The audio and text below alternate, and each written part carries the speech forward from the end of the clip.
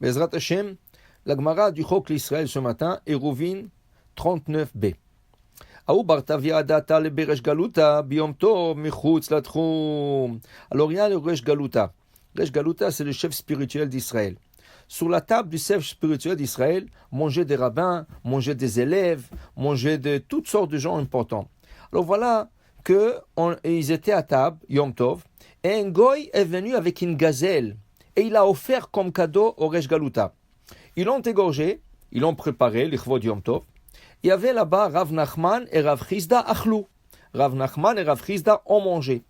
Rav Sheshet lo achal. Rav Sheshet qui était à table ne voulait pas manger de la gazelle. Explique la Gemara. Man de achal, c'est lui qui a mangé, ça veut dire Rav Nachman et Rav Chizda qui ont mangé, ça va. Ils ont pensé que Haba bishvil Israël ze, mutar l'Israël acher. Quand un goy emmène quelque chose pour un certain juif, le juif à qui ça a été emmené n'a pas le droit d'en profiter, mais un autre juif a le droit. Man de lo achal, et celui qui n'a pas mangé comme Rav Sheshet, pourquoi? Ça va, kol date le beresh galuta, adata de kulu rabbanan ate. Il a dit, comme cette gazelle a été emmenée pour la Resh Galuta, le chef spirituel, et le goy savait que sur la table du chef spirituel, il y a beaucoup de gens qui mangent, alors il n'a pas emmené personnellement un chef spirituel, il a emmené pour tous les invités du chef spirituel. Dans ce cas, Rav Sheshet se considérait comme si la gazelle, elle a été emmenée spécifiquement pour lui, comme pour les autres, et dans ce cas, il n'a pas le droit de manger. Alors expliquons un peu le concept. Quand on a Yom Tov et Shabbat aussi, c'est le même concept. Shabbat et Yom Tov. Quand il y a une ville, et quand on sort de la ville, il y a un vide, comme un désert ou un chemin qui mène plus loin, mais tout le chemin est vide. Alors, dans ce cas, on n'a pas le droit de sortir de la ville, Yom Tov et Shabbat, plus qu'1 kilomètre. Une fois qu'on a quitté la ville, tu as 1 kilomètre. Après 1 kilomètre, ça s'arrête, tu n'as pas le droit de faire un pas de plus. Dans le Masechet Eruvin aussi, on nous explique, celui qui a fait un pas de plus, par erreur ou par volontairement, il est obligé de rester sur sa place jusqu'à la fin de Shabbat et jusqu'à la fin de Yom Tov. On appelle ça le Eruv Techumin. On a déjà étudié, si vous vous rappelez, dans des autres Chok l'Israël, il y a l'Eruv Chatzerot, quand on fait un Eruv qui permet de transporter sur l'étage entre des voisins ou dans un duplex, du bas du duplex vers le haut du duplex.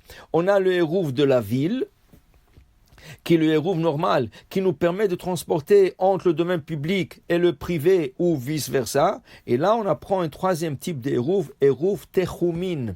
Techumin, ça veut dire que il y a une limite jusqu'à où on peut sortir 1 kilomètre, pas plus, en dehors de la ville.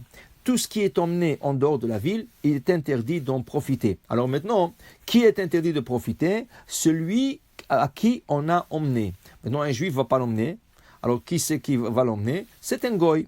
Et le goy, il emmène quelque chose en dehors de la ville. Dans ce cas spécifique dans le Talmud, ça a été une gazelle. Alors, Rav Nachman et Rav Chizda, ils ont dit, malgré que le goy l'a emmené, comme il ne l'a pas emmené pour eux personnellement, dans ce cas, ça reste permis et ils ont mangé cette gazelle. Rav Sheshet pensait que lui, il fait partie des invités du Resh Galuta et le goy, il l'emmène pas personnellement au Resh Galuta, il l'emmène pour tous ceux qui sont à table. Alors, il ne voulait pas en profiter. La Gemara continue. Qui a une autre histoire que dans la ville de Mahosa, il y a un jour de marchands qui ont emmené le navet, l'ifta. Alors, c'était Yom Tov. Nafak Rava est sorti. Rava, c'était le rabbin de la ville. Il est sorti voir sur le marché parce qu'il savait que les Juifs vont sortir et acheter ça le jour de Yom Tov. Rien que pour expliquer, quand le Juif achetait des choses Yom Tov, ils avaient le droit de manger chez les magasins goy aux Juifs, mais ils ne payaient pas. Alors le goy l'écrivait et après Yom Tov tu venais, tu t'arrangeais avec le goy. Et le juif des fois ils ouvraient la boucherie, ils ouvraient l'épicerie et le juif entre eux ils achetaient et ils ont marqué comme on fait le Shabbat.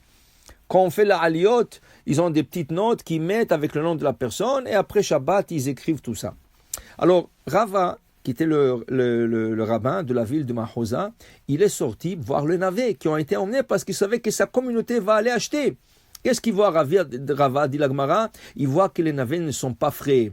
Il a dit à tout le monde, vous pouvez en acheter. Pourquoi? Parce que s'ils seraient frais, ça veut dire que le goy, ils ont sorti le navet de la terre le jour du Yom Tov. On ne peut pas profiter d'un péché qui est fait Yom Tov. Alors comme ils n'étaient pas frais, c'était fait avant Yom Tov. Ah, la Gemara dit, mais peut-être le goïm l'a emmené en dehors du troum, en dehors de paramètres permis de transporter, d'emmener des choses. Dit Rava, non, parce qu'ils n'ont pas amené ça pour des juifs, ils ont amené ça pour le goïm et pour peut-être des juifs, mais ils n'ont pas amené pour un juif spécifique. Alors dans ce cas, tout le monde a le droit de profiter. La Gemara nous raconte, quand le juif sortait sur le marché, ils achetaient le navet, alors le goïm ont commencé à emmener plus.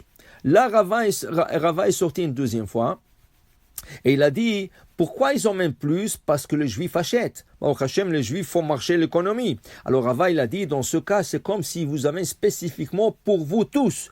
Dans ce cas, dans la deuxième fois qu'ils ont commencé à emmener les navets, Rava est sorti, il leur a interdit d'acheter de ces nouvelles ce nouveau navet qui sont arrivés sur le marché parce qu'ils ont été emmenés spécifiquement pour un juif. Le concept de cette Gemara, à part le héros, on n'a pas le droit de profiter d'un péché qui est fait Shabbat Yom Tov pour un juif. Alors si le navet serait arraché de la terre le jour de Yom Tov ou Shabbat, on n'aurait pas le droit d'en acheter. La même chose, si un juif fait un péché, par exemple, un juif emmène des bonbons pour un Shabbat, un bar mitzvah, il les emmène dans la voiture, on n'en profite pas. Il les emmène à pied, mais il n'y a pas de rouvre dans cette ville, on n'en profite pas. Pourquoi? On ne profite pas d'un péché le jour de Shabbat et de Yom Tov. Après Shabbat et après Yom Tov, on a le droit d'en profiter. Comment? Alors la halakha dit, et la Gemara aussi, nous explique ici dans le prochain passage, Bechdesh Ya'asu. Qu'est-ce que c'est Bechdesh Ya'asu? Alors on dit comme ça, combien de temps ça a pris pour ce juif d'emmener le bonbon? Ça veut dire de chez lui à la synagogue, c'était 15 minutes, 20 minutes, une demi-heure. Alors le Shabbat est sorti, j'ai fait l'Avdallah, je dois attendre 15 minutes ou 20 minutes ou une demi-heure après le Shabbat, le temps que ça lui a pris, que je pense plus ou moins que ça lui a pris d'emmener ça, le temps que ça a pris, j'attends et après j'en peux en profiter. Le goy, il a fait un travail pour toi, le jour de Shabbat, tu n'as pas le droit de profiter. Mais le goy, il a fait ce travail pendant une heure. Ça veut dire qu'après Shabbat, j'ai fait l'Avdallah, pendant une heure, j'en profite pas, mais après une heure, je peux en profiter de la chose qu'il a fait pour nous. Pour dire, on ne profite pas des choses qui ont été Shabbat et Yom Tov, parce que ça a été profané le Shabbat et Yom Tov, et surtout pas pour nous, alors on essaie d'attendre Birdesh Yasu. Baruch Adonai Le'olam, Amen ve Amen.